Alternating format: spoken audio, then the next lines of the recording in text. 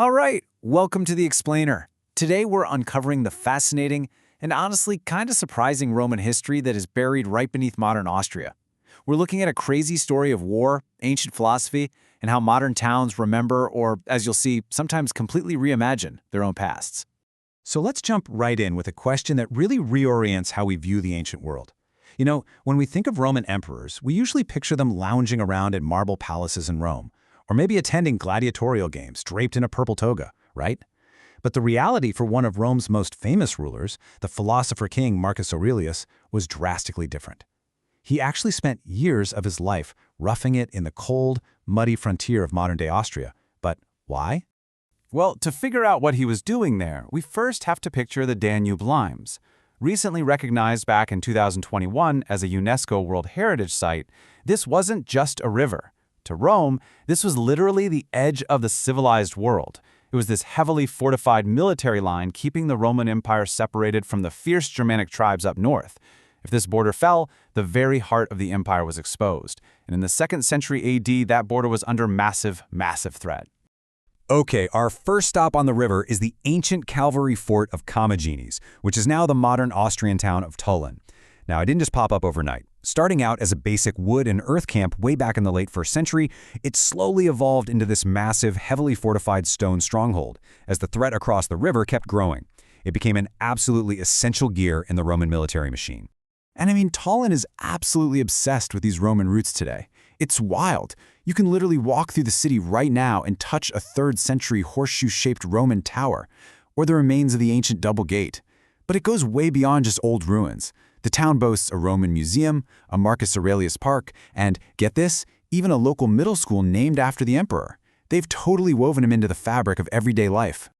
But the crowning jewel, that sits right by the riverbank. In 2001, the town unveiled a towering bronze monument of Marcus Aurelius on horseback. It's actually a replica of the famous Capitoline statue in Rome, and they positioned him so deliberately, he is glaring fiercely northward, right across the Danube, staring down the ancient territory of the enemy Marcomanni tribes. It's just this incredibly striking, powerful image of imperial authority guarding the frontier. If you walk around to the back of that exact monument, you'll find this really powerful quote from the emperor's own writings. In English, it translates to, "Life is short. The only fruit of the earthly existence is an upright disposition and charitable values." Think about that for a second. Here is a guy with the power of life and death over millions of people, reflecting on how fleeting life is and focusing on the importance of just being a genuinely good, charitable person. It's a profound reminder of his deep Stoic values. Okay, are you ready for the twist? Because there is a massive historical twist here. Despite the statues, the sprawling parks, the middle school, despite Tulln's absolute devotion to this guy, there is actually zero historical proof that Marcus Aurelius ever set foot in their town. Seriously, none. It's entirely symbolic. His actual, verified military headquarters during this brutal war was located farther down the river, in a place called Carnuntum. So, the crucial point we need to make is that Carnuntum wasn't just some basic camp. It was the absolute bleeding edge of the Roman frontier. Around 166 AD, Germanic tribes had totally overrun Roman territory. The situation was so dire that by 171 AD, Marcus Aurelius basically had to travel to the front lines personally. He chose Carnuntum as his strategic staging ground to push the invading Marcomanni and Quadi tribes back across the river. And hey, we aren't just guessing about this, we have the ancient receipts.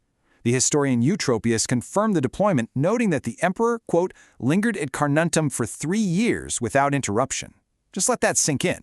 3 grueling years, far away from the comforts of Rome, enduring those harsh Austrian winters, personally directing a massive, bloody war from that exact spot. And get this, it was actually a true family affair out on the front lines. His wife, Faustina the Younger, actually traveled into the war zone to be with him. The troops adored her. I mean, they loved her so much that they gave her this incredible title, Mater Castrorum, which means mother of the camp. It's such a beautiful detail, right? It shows how these weary, exhausted soldiers really started viewing this freezing, dangerous military camp as their literal home, and the imperial family as their own. For me, this is what makes this whole explainer so fascinating. The contrast is just, wow. Picture this scene. The most powerful man in the world is living in a freezing military camp, entirely surrounded by the bloodshed and chaos of the Marcomannic Wars. And what is he doing in his spare time? He's quietly writing the second book of his self-reflections. He's sitting there, actively commanding a war, while penning a timeless work of Greek Stoic philosophy about human nature, duty, and morality. Right, but philosophy and military tactics weren't the only things saving the Romans on this frontier. We have to talk about one of the weirdest, most legendary events of the entire military campaign, the miracle of the rain.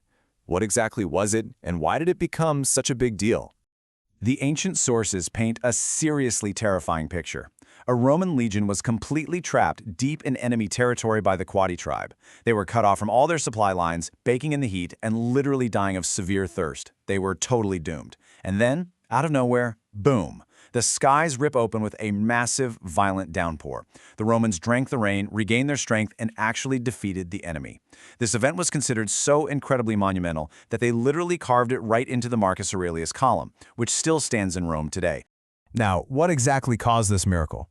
Well, it really depends on who you ask. Traditional pagan authors claimed it was a direct sign of divine benevolence, the old Roman gods stepping in to save their beloved philosopher king. But Christian sources claimed something else entirely.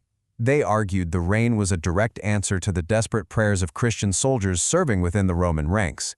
Because of this, historians view this whole event as one of the very earliest signs of Christianity's rising influence in the Austrian region.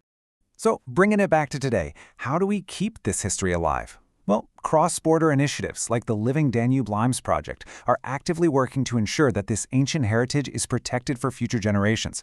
They are doing the crucial work of preserving both the mythic symbolic monuments of towns like Tullin and the hard, archaeologically verified facts of Carnuntum so we can keep studying and appreciating them. As we wrap up this explainer, I want to leave you with a final thought, directly inspired by the philosopher king himself. Marcus Aurelius wrote a lot about how quickly life passes and how soon we're all forgotten. Yet 2,000 years later, a town he probably never even visited has built statues in his honor and named schools after him simply because of what he represented. It really makes you wonder, if the legacy of absolute power is so unpredictable, how will the things we do today be remembered or reimagined millennia from now? Thank you so much for exploring the Roman Danube with me today. Keep asking questions and keep learning.